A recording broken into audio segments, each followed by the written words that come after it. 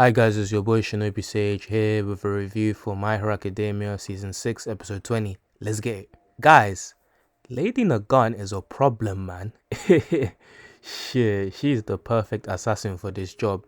But before we get to her, the episode begins with a woman being attacked by some civilians who are using support items. Because she has a mutant type quirk, that was probably the reason she was attacked. The civilians probably thought she was a villain. Deku then intervenes and calms down the civilians. He then comforts the victim. All Might then pulls up on Master Bruce to give him something to eat before he heads out again. Deku watches over Gotham City, and then we are taken back to the quantum realm, and the first user speaks to both the second and the third and asks them for their cooperation to help Deku unlock the full power of One for All. And guys, this is very interesting because so it seems that in order for Deku to unlock a new quirk, the other users have to give their consent to enable him to use it. But the thing is, you know, back in season 5 when Deku used Black Whip for the first time, he was past the point of singularity, which was the reason why he was able to use it. Also, when he unlocked Float, he had to train for it, and with his spider sense, that shit just came out of nowhere. So to be honest guys, you know, I'm a bit confused on how he actually unlocks his quirks. If someone can clarify it to me in the comments, that would be very appreciated. We do get a bit of history on the second and the third users. It looks like they were part of an uprising or something like that against All for One during their time period, where the second user was the leader.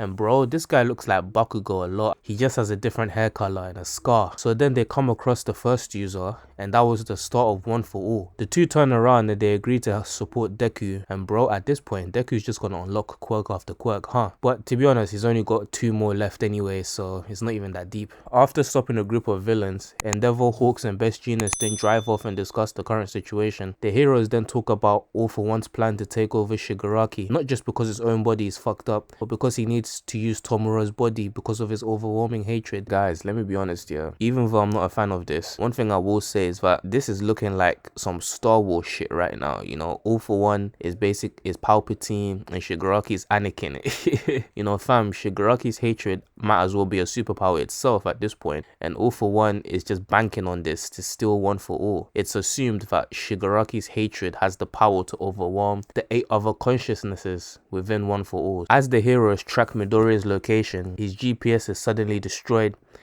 and then we see Lady NAGANT, who has her eyes set on Deku. Deku was previously informed about her by Hawks, and it turns out, yeah, she used to be a hero who used to work for the Hero Commission. And guys, her quirk is pretty cool, you know. She uses pieces of her hair and feeds them into her rifle arm as bullets. She's the best shooter in Japan, and our boy Deku was out here bobbing and weaving all her attacks using his danger sense and Black Whip on some Spider-Man shit. Overhaul is also there for some reason, so there's that too.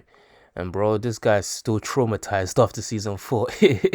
We then get a flashback to the prison break, and somehow All for One knew the heroes and Deku were going to look for him. He then gives Lady NAGANT a new quirk called Airwalk, which is another air levitating type quirk.